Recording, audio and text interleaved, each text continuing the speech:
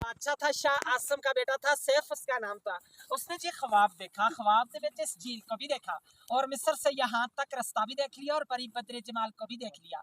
तो सुबह उठ कर उसने अपने बाप से बताया कि ए बाप, मैंने रात को एक झील देखा और परी को देखा, परी पर आशिक हो गया, अब मुझे परी कैसे मिलेगी। उसके बाप ने बोला, आपको तो परी नहीं मिल सकती, वो नारी है, आप खाकी हैं, वो आग की पैदाश है, आप मिट्टी की, आपका और परी का मिलाप नहीं हो सकता।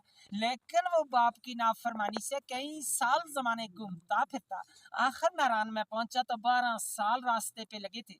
जब नारायण में पहुंचा तो उसको अल्लाह वाला एक वली बुजुर्ग मिला। उस वली से पूछा कि मुझे परी कैसे मिलेगी। उसने बोला कि ये सामने पीछे जो छोटी पहाड़ है, इसी की बैक साइड में एक खेमे की तरह पत्थर है, वो अब भी मौजूद है।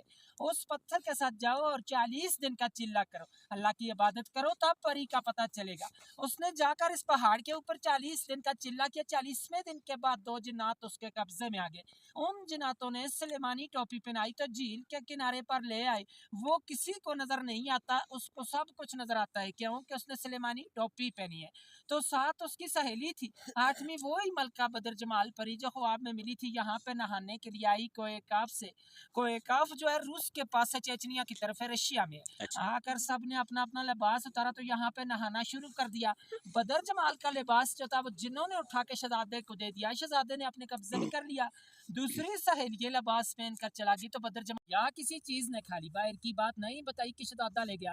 देव ने आकर गुस्से के साथ अपनी एड़ी लगाकर वहां से सारे झील को तोड़ दिया, खारिज कर दिया कि शायद मेरी परी का पता चले। तो पहले आगे से सारा पानी बंद था, बहुत बड़ा एक तालाब झील था और पीछे छोटी गड़बड़ी के दरमियान जो गैप जा रहे वहां से पानी का रास्ता जाता था। देव ने वहां से तोड़ दिया। तूफान गया नारायण के पास तो परी और शहजादे दोनों ने दुआ मांगी कि अल्लाह में बचा। तूफान आ गया, अल्लाह की कुदरत से एक सुरंग बन गया, दाएं साइड से भी तूफान गुजर गया और बाएं साइड से भी। परी और शहजादा दोनों बच गए। सुरंग अब भी मौजूद है नारायण में, सफर मलूक होटल से 5 मिनट का रास्ता ही जाके देख सकते हैं। और देव ने गुस्से के साथ यहाँ से एक और छलांग लगाई तो दवा सही में लगा, देव का सांस चला गया परी के सदमे से। परी को लेकर शहजादा शहर मिस्र को चला गया। शहजादे का सैफ नाम था। मलूक मुलाकात से कहते हैं, यहाँ पर परी और शहजादे की मुलाकात हुई है, इसलिए इस झील का नाम मशहूर किया सैफर मलूक झील और इसकी दास्तान बनी है। फिर लोग आने शुरू हुए। उस वक्त इंसान की आबादी नहीं थी, कोकाफ परेस्तान था, परियों का देश था। और आप इस वक्त 10,500 की हाइट पे बैठे हैं सतह समंदर से। वो सामने मलका पर्वत है, बर्फ वाली चोटी, इसकी 17 हाइट है, 7,000 यहाँ से ऊपर है, लेकिन आज दिन तक इस पहाड़ी को किसी ने सर नहीं कर पाया। इसके अंदर सोने की मैसत है, परियां इबादत करती है, जो बंदा भी जाता है उसको गिरा देती है।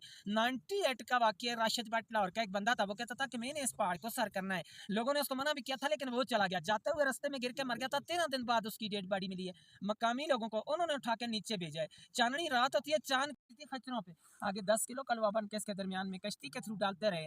रस्सी चलते चलते खत्म हो चुकी, लेकिन इसकी गिराई का अंदाजा नहीं कर सके। 5.5 किलोमीटर इर्द गिर्द है, 600 कनाल रकबे में ये